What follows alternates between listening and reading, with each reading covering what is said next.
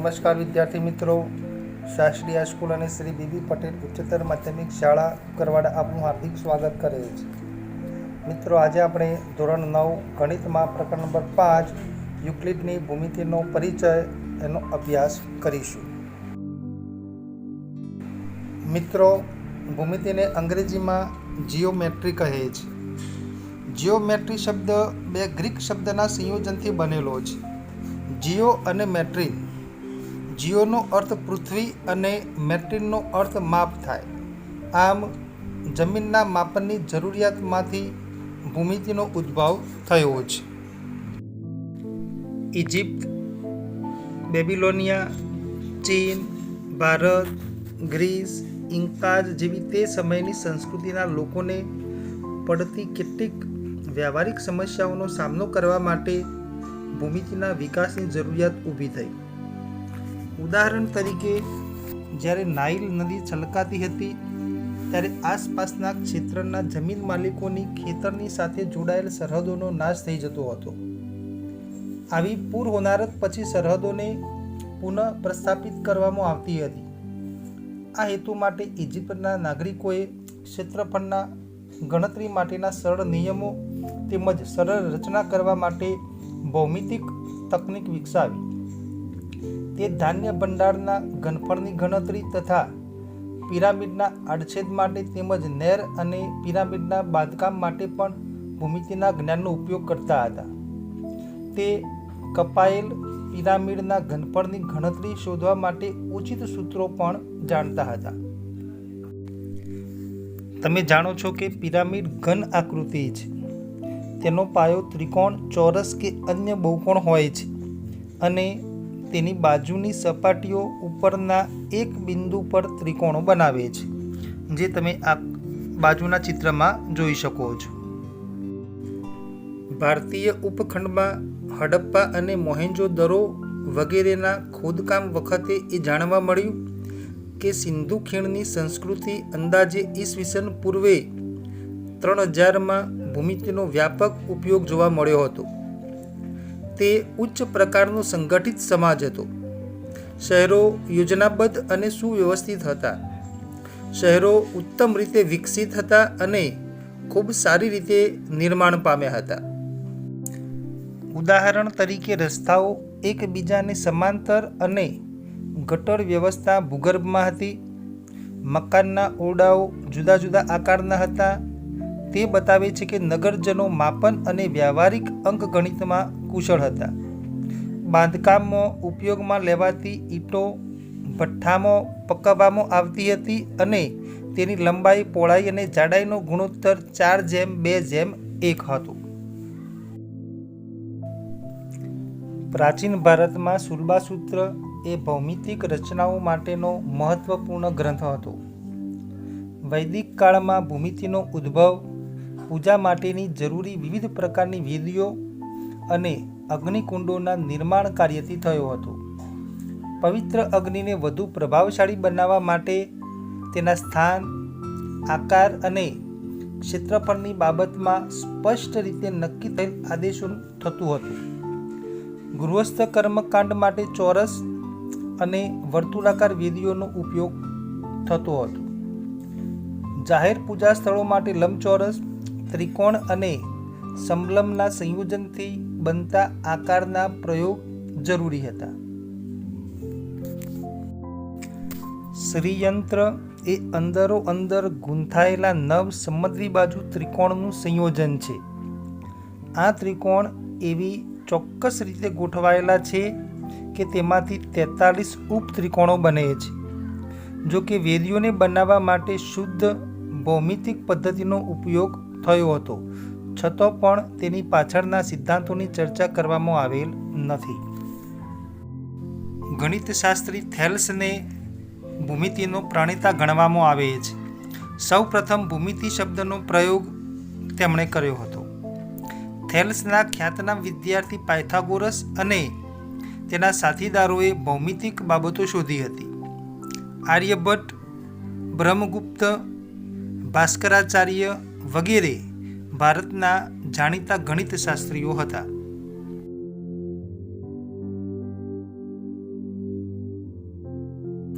આર્યભટ્ટ એ પ્રાચીન યુગના ભારતીય ગણિતશાસ્ત્રીઓ અને ખગોળશાસ્ત્રીઓમાં પ્રથમ હરોળના ગણિતશાસ્ત્રી અને ખગોળશાસ્ત્રી છે. આર્યભટ્ટનો જન્મ ઈસવીસન પૂર્વે 476 થયો હતો. તેમનું જન્મસ્થળ કુસુમપુર પાટલીપુત્ર હતું. તેમણે અભ્યાસ નાલંદા વિશ્વવિદ્યાલયમાં કર્યો હતો. 23 વર્ષની ઉંમરે તેમણે આર્યભટ્ટિયમ ગ્રંથની રચના કરી.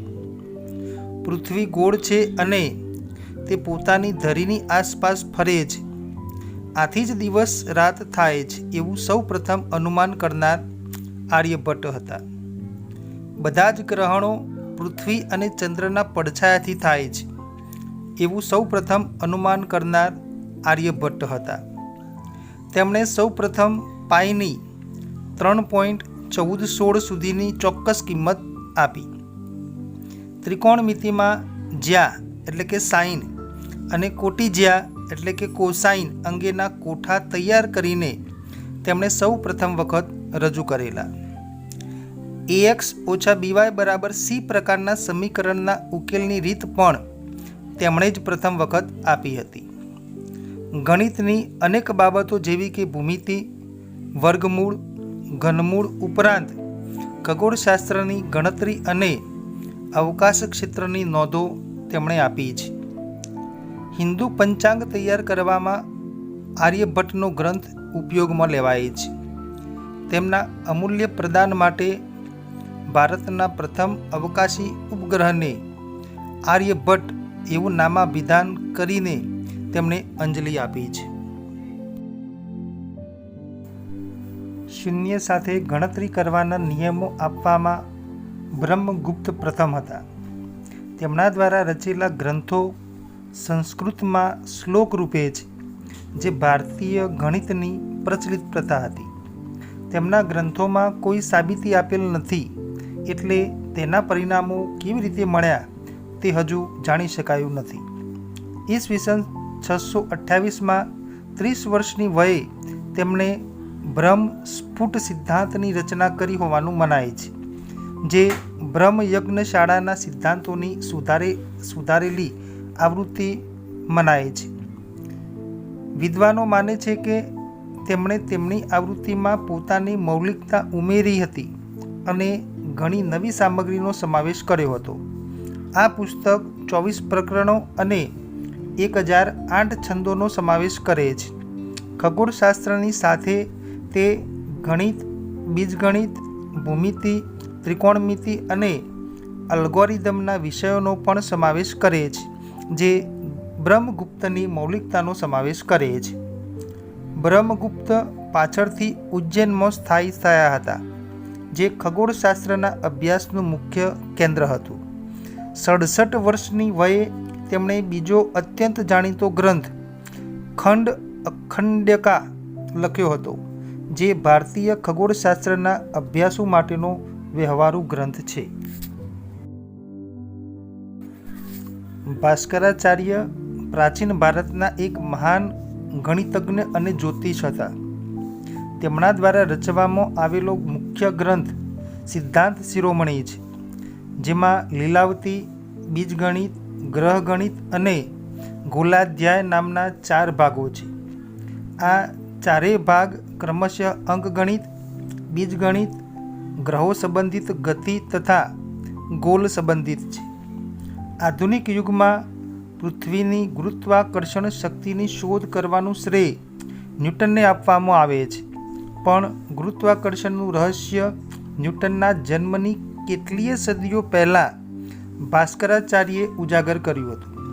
ભાસ્કરાચાર્યે પોતાના સિદ્ધાંત શિરોમણી ગ્રંથમાં પૃથ્વીના ગુરુત્વાકર્ષણના વિષય પર લખ્યું છે કે પૃથ્વી આકાશી પદાર્થોને વિશિષ્ટ શક્તિથી પોતાની તરફ ખેંચે છે. આ કારણથી આકાશીય પિંડ પૃથ્વી પર પડે છે. તેમણે કારણ કૌતૂહલ નામનો એક અન્ય ગ્રંથ પણ રચ્યો હતો. તે એ સમયના સુપ્રસિદ્ધ ગણિતજ્ઞ હતા. તેમને મધ્યકાલીન ભારતના મહાન ગણિતજ્ઞ માનવામાં આવે છે. એક કથન અનુસાર તેઓ ઉજ્જૈન વેધશાળાના અધ્યક્ષ પણ હતા. વિશ્વના પ્રથમ વિજ્ઞાની થેલ્સ.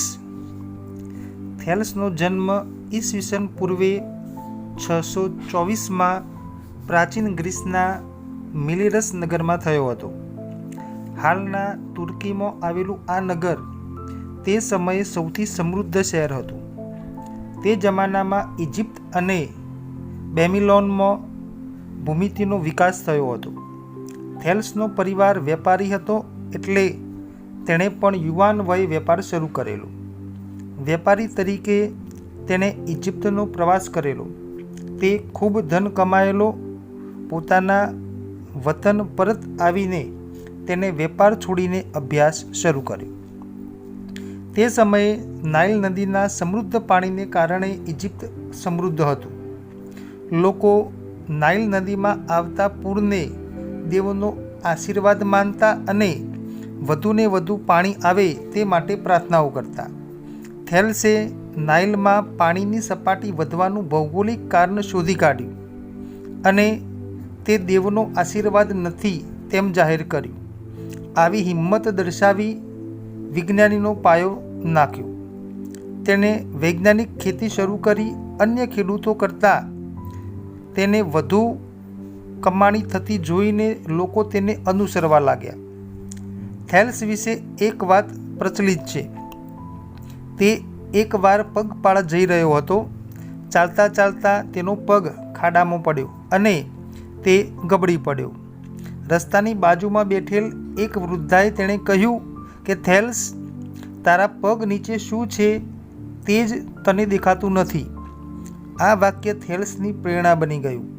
તે માનતો કે કોઈ ઈશ્વરી તાકાત નથી, પણ સમુદ્ર પ્રકૃતિના વિજ્ઞાનીના નિયમો મુજબ ચાલે છે. તેના રહસ્યો આપણા પગ નીચે જ તેને શોધવા પડે. થેલ્સ મિલેશિયન સ્કૂલ શરૂ કરી.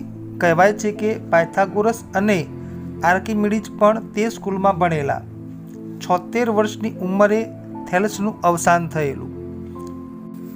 તેનો સિદ્ધાંત હતો કે આપણે શું જાણીએ છીએ તે નહીં, પરંતુ કેવી રીતે જાણીએ છીએ તે મહત્વનું છે.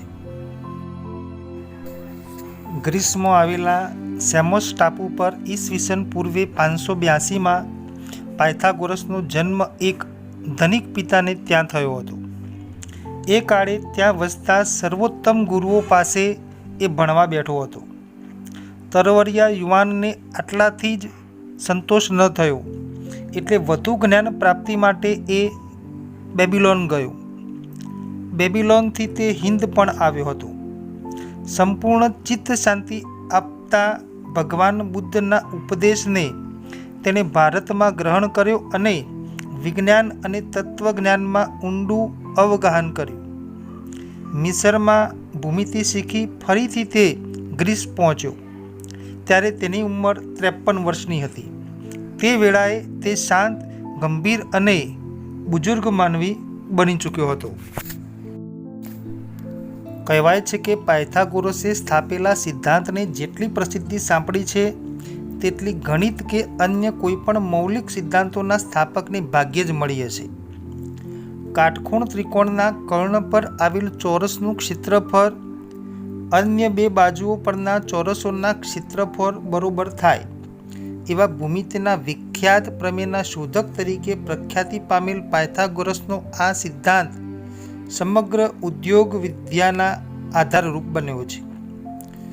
ગ્રીસમાં પહોંચ્યો તેવામાં રાજા પોલિક્રેટીઝે તેને દેશ નિકાલ કર્યો. આથી મિશ્ર થઈને તે ઇટાલીના નગર કોર્ટો પહોંચ્યો. અહીં તેણે એક સંઘની સ્થાપના કરી. આ સંઘનું ધ્યેય રાજકીય કારણોસર ભાગી રહેલા સામાજિક જીવનમાં સહકાર, શુદ્ધિ અને શ્રદ્ધા લાવવાનું હતું. આ મંડળીમાં નક્ષત્ર વિદ્યા જાણવાવાળા ગણિતશાસ્ત્રીઓ, શરીર વૈજ્ઞાનિકો તથા અન્ય મહત્વપૂર્ણ વિદ્યાઓના જ્ઞાતા હતા. પાયથાગોરસ પોતે ઉત્તમ કોટીનો ખગોળશાસ્ત્રી હતો. એવું માનવામાં આવે છે કે બ્રહ્માંડનું કેન્દ્ર સૂર્ય છે. એવી સમજણ કોપરનિકસને આપનારા પાયથાગોરસના શિષ્યો હતા. પશ્ચિમ જગતને પાયથાગોરસે જ સૌ પ્રથમ માહિતી આપી કે પૃથ્વી ગોળ છે અને તે કોઈ મધ્યસ્થ તેજ પિંડની આસપાસ ફરે છે. તેણે એમ પણ કહ્યું હતું કે સૂર્ય આ તેજ પિંડના પ્રકાશનો પરાવર્તક છે. આંકડાઓ પાછળ તે પાગલ હતો. બધી સંખ્યાઓનું મૂળ તેણે સંખ્યામાં જ ધરાવેલું. તે એકને સઘળી સંખ્યાઓના ગર્ભરૂપ માનતો. એવી માન્યતા વર્તમાન ક્વોન્ટમ થિયરીના આદિરૂપ સમાન ગણી શકાય. પાયથાગોરસ અને તેના શિષ્યોએ ગણિત સંબંધિત જ્ઞાનને સંગીતમાં પણ ઉતાર્યું હતું.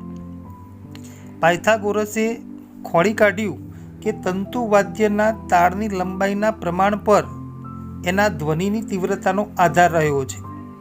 તેણે બતાવેલું કે જો સિતારના તાર સરળ અનુપાતમાં હોય તો એક સાથે તેઓને વગાડવામાં આવે તો પણ કર્ણપ્રિય ધ્વનિ નીકળશે. પ્રાતઃકાળ અને સાયંકાળના આકાશમાં દેખાતા તારા અલગ હોય છે તે એણે શીખવ્યું. ચંદ્રને પોતાનો પ્રકાશ નથી એ સાબિત કરવાનું શ્રેય પાયથાગોરસને જાય છે. ગ્રીસમાં તોલમાપનું ચલણ પાયથાગોરસે જ આપ્યું. પાયથાગોરસ ક્યાં અને ક્યારે મૃત્યુ પામ્યો તેની ચોક્કસ માહિતી મળતી નથી, પણ એમ કહેવાય છે કે ઈસવીસન પૂર્વે 504માં મેટાપોન્ટમમાં હતો ત્યારે તેના વિરોધીઓએ તેને મારી નાખ્યો હતો અને તેના ઘરને આગ ચાંપી હતી. પાયથાગોરસના મૃત્યુ પછી 200 વર્ષ બાદ એરિસ્ટોટલે કહ્યું હતું કે પાયથાગોરસની પરંપરાના માણસોએ પોતાનું સમસ્ત જીવન ગણિત વિદ્યાને સમર્પિત કર્યું છે. તેની કેટલીક વાતો હાસ્યાસ્પદ લાગે છે. તે કહેતો હતો કે ગણિતની એકી સંખ્યા નર જાતિની છે માટે વિશ્વાસપાત્ર છે, જ્યારે બેકી સંખ્યા સ્ત્રી જાતિની છે માટે તે સંખ્યાનો બહુ વિશ્વાસ કરવો નહીં. ગણિતના સરવાળા, બાદબાકી, ગુણાકાર અને ભાગાકાર બધું તે ભૂમિતિ દ્વારા સમજતો અને સમજાવતો.